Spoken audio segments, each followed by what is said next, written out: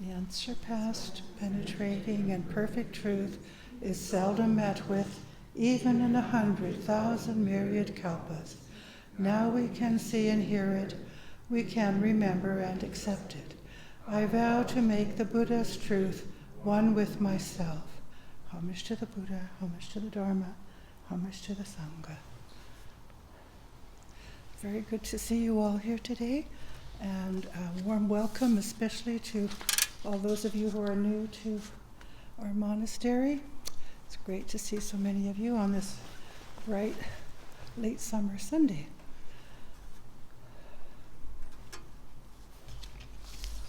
I'm going to start with a poem. Just have faith. Do not the blossoms scatter, even so. Just so. This is a poem by Kobayashi Issa, a Japanese haiku poet, one of the four great Japanese haiku poets. He was a Pure Land priest who lived in the late 18th and early 19th centuries. And here's another translation of that. Simply trust. Do not also the petals flutter down just like that. I rather like the one that was given to me, though. It was something that has been coming to my mind a lot lately, as it inspired me many years ago when it was offered during a time in my life of change, loss, and grief. And it still inspires me to have faith and to accept the truth of birth and death just as it is. So just have faith. Do not the blossoms scatter, even so. Late summer, all the blossoms are scattering, the natural rhythm of life and death. Well, we've just celebrated our monthly memorial for Reverend Master Jiyu. We try to do it every month. We don't manage it every month. And in November, we have a big annual festival memorial for Reverend Master Jiyu as well. And of course, as most of you know, she was our founding abbess, the head of our order. Thank you. And my master, the master of many of the senior monks here, and her teaching always remains an inspiration to me. So I thought I'd weave a few of her teachings and other bits and pieces together, stitch them into a little bit of a picture here that hopefully will encourage us to have faith in these somewhat troubled times. We've been hearing also, our community has been hearing lately about quite a number of good friends of ours who are in hospice care and others who have passed already in recent days and weeks, reminding us of our own mortality and how to train with that realization. And of course, we all hear a lot about the state of the world, the many wars going on. In other words, a lot of suffering in our country and on our planet. So seems to me, personally, I need to go to the Dharma for inspiration at such times, because one can sometimes feel helpless to be able to do anything that makes a difference. But guess what? We do have that ability in our training. We can always do something about ourselves, no matter what's going on around us. And we have to trust that that does help. So on this occasion, I'll reflect a bit and quote from some of Reverend Master Jiyu's teachings. Again, as I mentioned, they've always been and are such a great support and inspiration to my life of practice. And the value of just reading the Dharma every so often is, and our, chanting our daily scriptures and so on, is such that these teachings come to mind when we need them. They'll just come into your consciousness. So it really is wise to repeat these teachings. One thing coming to mind also a lot lately, besides this poem, Reverend Master Jiyu's encouragement, of course, to keep going, doing the best we can each day with faith. I'm reminded of her teaching many years ago when she was facing the possibility of death, of dying herself, and she was writing in her diary. She reminded herself about keeping up her faith, to not let herself to go into even the possibility of doubt. And that seems perhaps extreme, but actually I find this amazingly helpful, because I find my mind, there can be a little bit of a sort of default voice in there, like, it's not really doing anything, you're not really quite good enough. All those little karmic background voices. And I find just remembering that I have to, one can grasp one's will and just step beyond that. And I find that really, it's not squashing it, it's not repressing it, but there is this stepping beyond it and just saying, right, I don't have to listen to this, I don't have to give into it, I can actually do this, I can do the practice, and it works. That's me. I hope that's of some use. But the fact that she had to remind herself of that so strongly, and she had been training for many, many years, makes me realize that we too need to do that and can do that.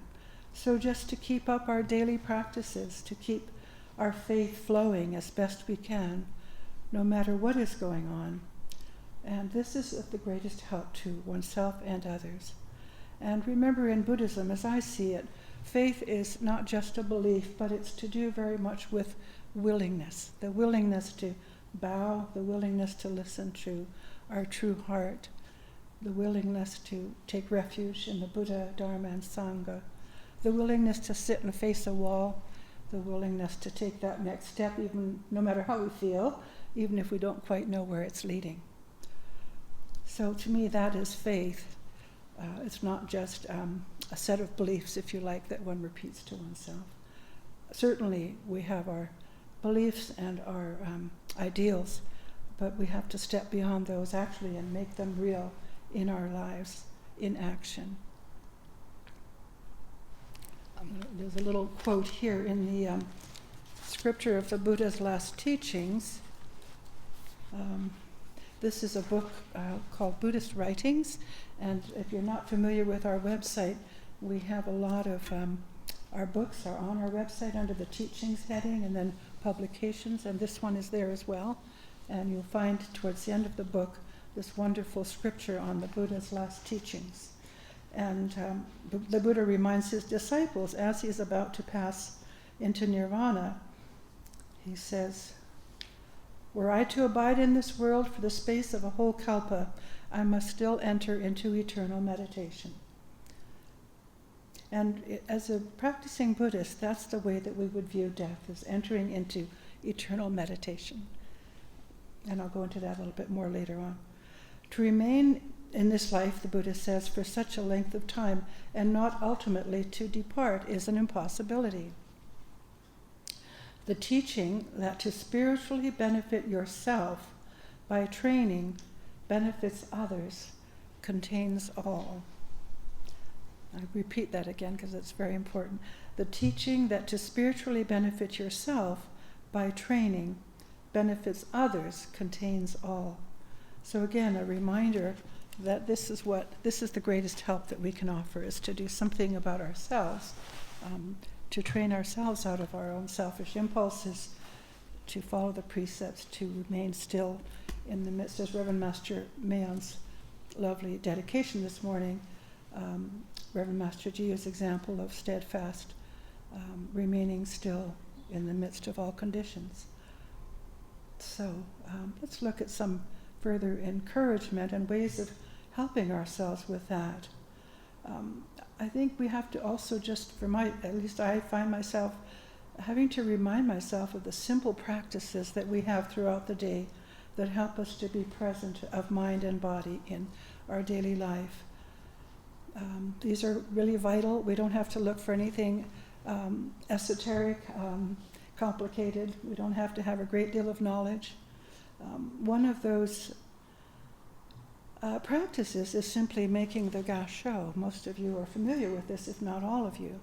And here I'm going to quote a little bit of teaching also from Reverend Master Jiyu on that. In Japanese, it's called the gasho, putting the palms together, ideally no space between the fingers. She says here, the explanation of the gasho The 5 fingers of the right hand signify the worlds of humans, the 6 worlds, in other words, or 5 worlds initially. Humans, Titan Asuras, the angry spirits, I suppose, trying to gain power and so on, trying to break their way into the heavens. Animals, hungry ghosts, and the hell, those in the hells. So the 5 fingers of the right hand signify these 5 worlds, which also represent these kind of states of minds that we go into and out of every day to one extent, some extent or another. We may not be in hell all day, but there might be moments when we find ourselves dragging ourselves through a very difficult time. And the left hand signifies the Buddha, bodhisattvas, one's own enlightenment, enlightenment by others, and heaven. So that's the 6th world, the heavens. Yeah. So we bring those together, those seeming opposites, when we make gasho. She says, in her experience, this is part of her diary, How to Grow a Lotus Blossom is a book that she published, which mostly contains her diary of a very deep religious experience that she went through, as I mentioned, years ago, when she herself was facing the possibility of death, and as it happened, came out of it and lived for another 20 years. But she didn't know that at the time, and she examined her life thoroughly. And many teachings, wonderful teachings, came out of that. She says, when I passed through the dark place, she did go through a very dark place, all things were passed on the right. Now all things are seen on the left. When the 2 hands are correctly joined, earth penetrates heaven, and heaven penetrates earth. When heaven and hell become one, the Buddha land is indeed here and now. When heaven and hell become one, the Buddha land is indeed here and now. So that is a helpful reflection, because I think we often feel pulled very much in one direction or another. We can be too much on cloud 9, or we can be dragging ourselves through the worlds of the hungry ghosts, or and finding it difficult to see. She's pointing out that these opposites are really an illusion. They are one. So every time we bring our hands together in that way, we bring our minds to a one-pointedness. Of course, it's an expression of reverence, of gratitude. Around here, we do a lot of making gasho and bowing. It's the way that, as you probably know, that we greet each other. No need for words. A simple gasho is adequate. We bow to the Buddhas and Bodhisattva images to remind ourselves of the greater truths of enlightenment, and so on. And basically, it encourages an attitude of respect and modesty. In other words, humility, I suppose. Yeah. Okay. So, really very powerful, small teaching.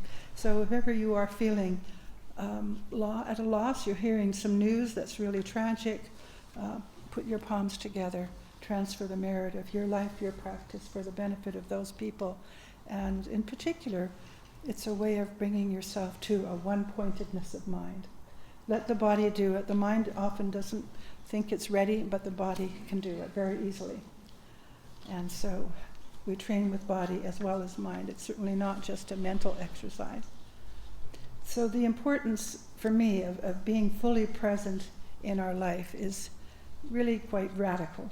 When I first started practicing, it really struck me at how little I was actually present in my own life. It was kind of shocked me at the time, and I thought, oh my goodness. And so it was a great motivator to practice. Over time, we begin to realize that we are living the life of Buddha, actually. So let us be with it. Let's pay attention to it, and to bow to and honor that at regular intervals throughout the day. And of course, we have our formal meditation practice as well. There was a reference to eternal meditation earlier. I'm going to read a little something of Reverend Master Jiyu's teaching, also from How to Grow a Lotus Blossom, on eternal meditation. And I won't go into all the context of this, but essentially she was being given these teachings in visions and so on when she was having a very deep religious experience. And so eternal meditation, this was coming to her, it appears, and we have a choice to enter into it or not. She says, even in the darkest place, the truth may be seen and heard. Thus, meditation is possible for eternity. There is always light in darkness, and the Buddha may be seen therein, the Buddha may be seen therein if we have the willingness to look. So again, the willingness, the faith to look.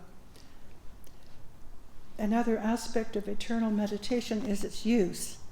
Its use is to bring peace and freedom in all the situations that life brings. Sitting in this eternal meditation, she says, I watched that which the world regards as good or bad come and go as reflections in a mirror.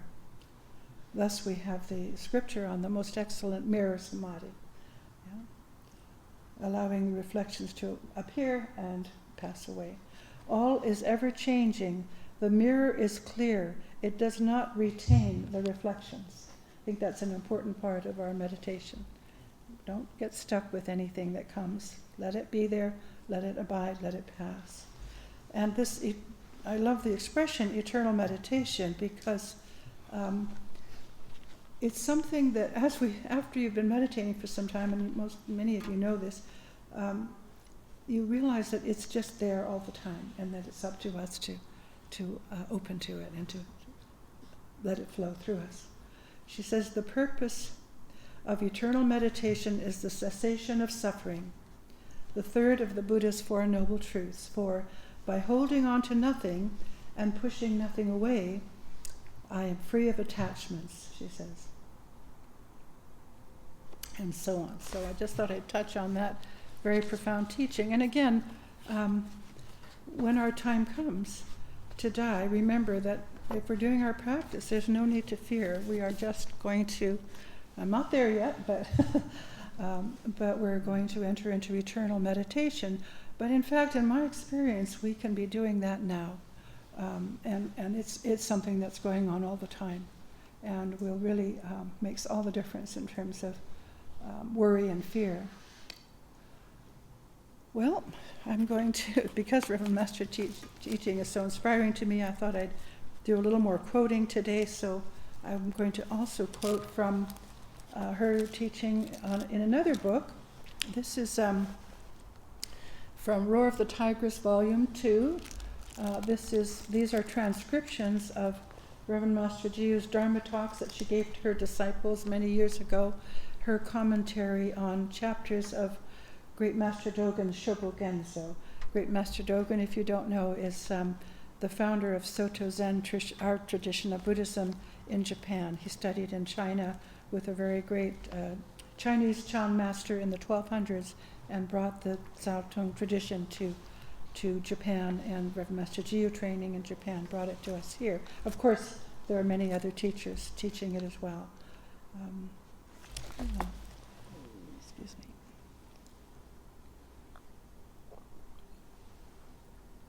me. Well, this is a chapter I'm going to quote from, if I may, called "Live Fully, Die Fully." It's that's from a lecture on Zenki, which means in Japanese, in English means ever functioning, never dormant, and we've entitled the chapter "Live Fully, Die Fully." Reverend Master Jiyu starts here. The literal translation of Zenki is the activity of Zen, or the activity of meditation. And this chapter refers to that which is ever functioning, never dormant. So another way of looking at eternal meditation. Within that activity, namely within Buddha nature, or what Dogen calls true self. To explore this, says Dogen, is to find the answer to the great problem of how to fully accept our life and our death. And I'm going to jump ahead a little bit, if I may, and just quote from some different parts of this, which I hope you will find as inspiring as I do. She says, when Dogen speaks of life, he means our full and true life, not the dream world within which we normally live. And when he speaks of death, he means our full and true death. The moment of fully manifesting this for the first time is the moment of realization, finding of the non-substantial, liberated essence. And that's an interesting expression. There are many different ways of expressing this truth, and Dogen, Keizan, Reverend Master Jiyu all use many, many different terms to express the absolute truth.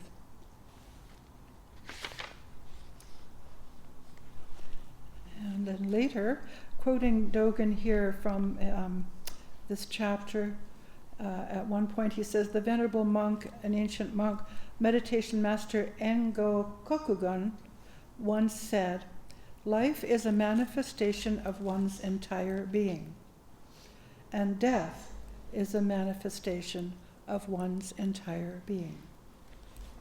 So that's Dogen, and then Reverend Master at the end of the chapter comments on that. Do not think that life and death are opposites, nor that they are limited by our conceptions of time and space. They are your entire being. They are your true nature manifesting before your very eyes at this moment. The unborn is. Every sentient being exists within life and death, and it is through life and death that Buddha nature manifests itself. She goes on to say, life and death are universally present within each moment. She says, when I first studied meditation in the East, I was taught that the incoming breath is life and the outgoing breath is death. Now this is a metaphor, and don't push it too far, of course. But it leads to the recognition that life and death take place in every second, and that which comes in on the in-breath and goes out on the out-breath is the same thing. The Buddha nature is in both, the life and death, light and darkness. If one lives with the Buddha nature, the moment our experience changes from in to out does not worry us. And the moment it changes from out to in does not worry us. And the moment it changes from life to death does not worry us. So I think inspiring words for many of us older people especially, but maybe we never know when our time might come. Not to worry. She says, recognize that it is always there. And referring here to eternal meditation as well. Do not think that winter flows into spring and spring into summer and summer into autumn. One thing does not become another thing, and so on.